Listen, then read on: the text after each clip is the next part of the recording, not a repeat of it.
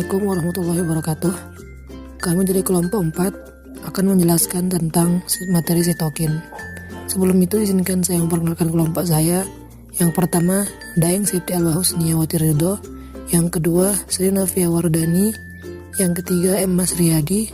Dan saya sendiri, Sultan Dimas Anam Aruna. Baik, langsung saja kita ke materinya. Assalamualaikum warahmatullahi wabarakatuh.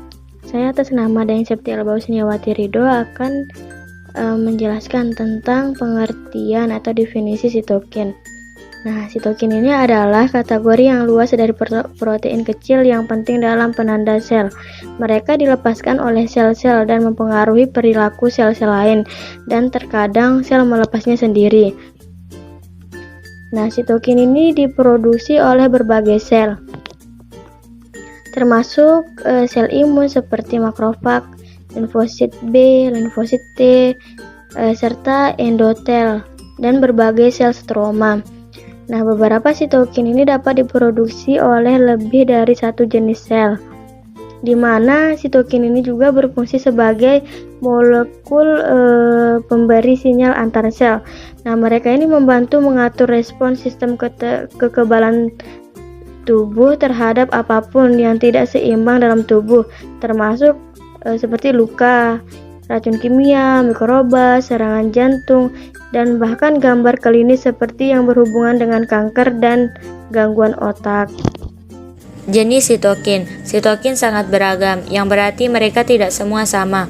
Tubuh memproduksi berbagai jenis sitokin, yaitu yang pertama faktor koloni yang merangsang produksi sel darah.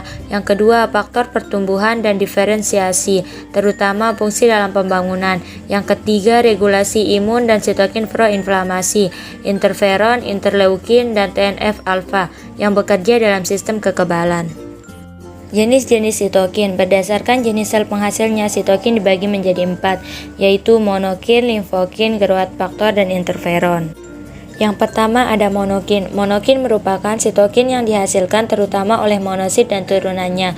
Pada awal tahun 1940, para peneliti menemukan mediator yang muncul di daerah infeksi bakteri. Pada waktu itu diduga bahwa mediator tersebut dibawa ke daerah otak karena infeksi selalu memberikan efek kenaikan tubuh.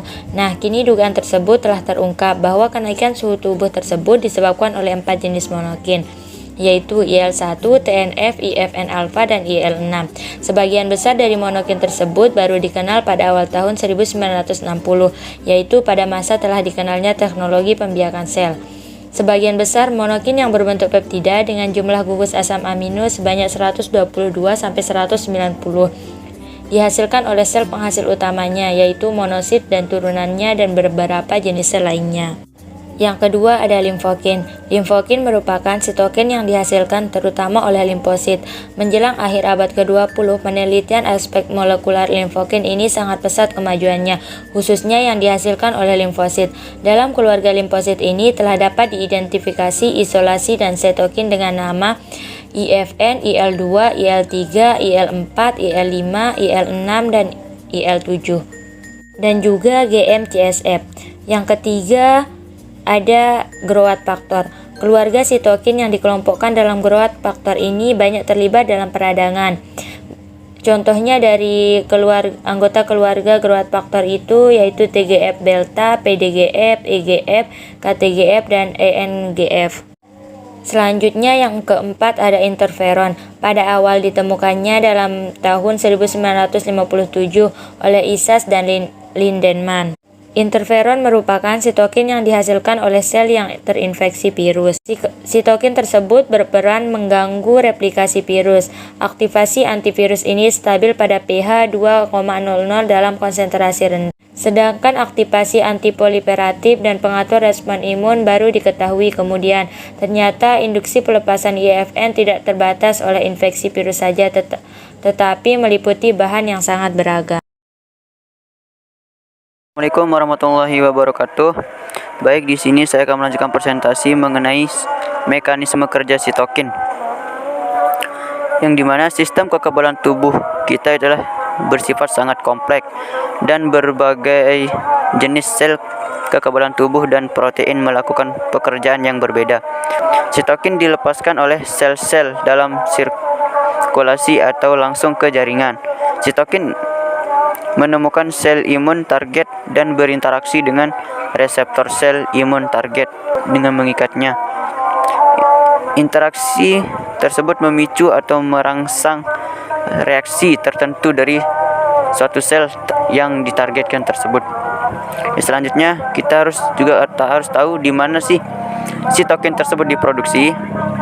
Sitokin tersebut diproduksi oleh banyak populasi sel, tetapi produsen utama dari sitokin tersebut adalah sel T helper atau TH dan makrofag. Sitokin dapat diproduksi di dalam dan dari jaringan saraf perifer selama proses fisiologis dan patologis oleh residen dan merekrut makrofag